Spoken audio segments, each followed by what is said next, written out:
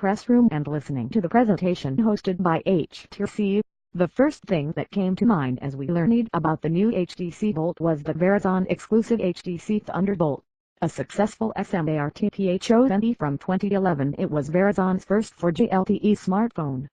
HTC has now teamed up with another U.S. carrier, Sprint, to release an exclusive device which introduces a new connectivity feature, though hardly as groundbreaking. The HTC Bolt is the first smartphone on Sprint's network to launch with 3x20 MHz carrier aggregation, which is supported on Qualcomm's X10 LTE modem. Sprint is calling the HTC Bolt Sprint's fastest phone ever. Hence the endorsement of Usain Bolt, the world's fastest man. The HTC Bolt has a large 5.5-inch screen and its design is very derivative of the HTC 10, down to the beveled edge on the back, and even with the same color finishes, gunmetal and glacial silver. The HTC 10's was called graphite, not gunmetal.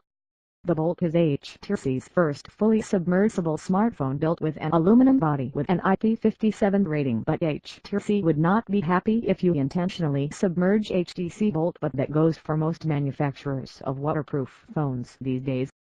The HTC Bolt will come with a pair of HTC's Boom Sound adaptive audio earbuds which have a mic built in. The sound is sent through the speaker and the ear canal reflects the sound back. The return signal is analyzed to create a custom listening profile. The profile will also check for ambient noise and uses this information to personalize the output even more. Speaking of the headphones, the HTC Bolt lacks a 3.5mm headphone jack just like the iPhone 7 Plus. The supplied earbuds plug directly into the USB-C port of the phone.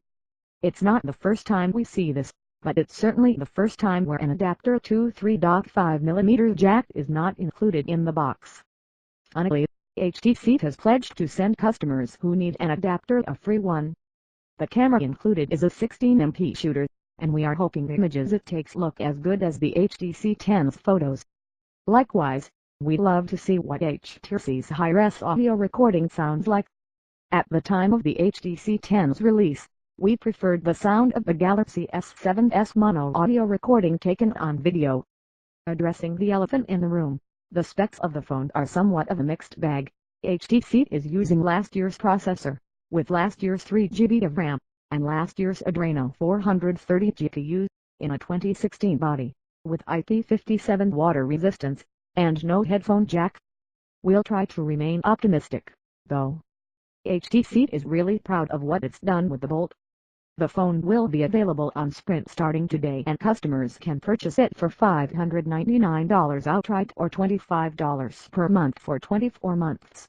We don't have to wait until then to learn more about it as we already have the unit in our hands. So let's take a look at what HTC has put out for Sprint, shall we? We begin with a closer look at the hardware.